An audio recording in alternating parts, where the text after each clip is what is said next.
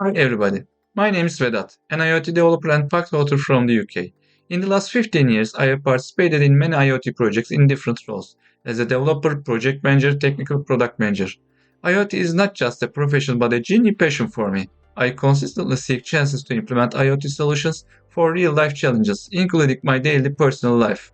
I first heard about espresso systems 8 years ago while I was working on a smart home project where we integrated ESP8266 in our smart home devices. Since then, espresso systems has introduced several other system-on-chips SoCs to the market.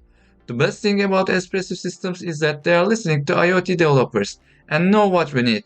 They don't provide only hardware but also the frameworks to develop applications on the hardware. We have a diverse range of frameworks that can be employed directly on Espresso SoCs.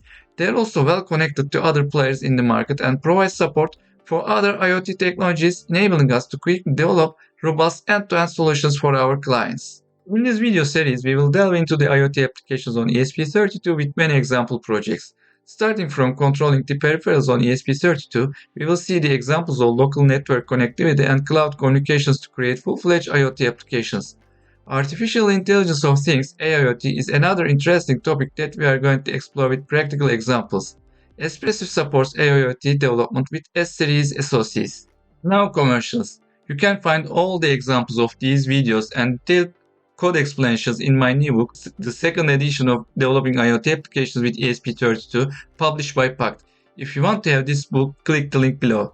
First chapter of the book is devoted to the background information about IoT and ESP32 in general. It lists all various types of ESP32 series chips and their capabilities as well as programming languages and development environments that we can employ in our ESP32 projects.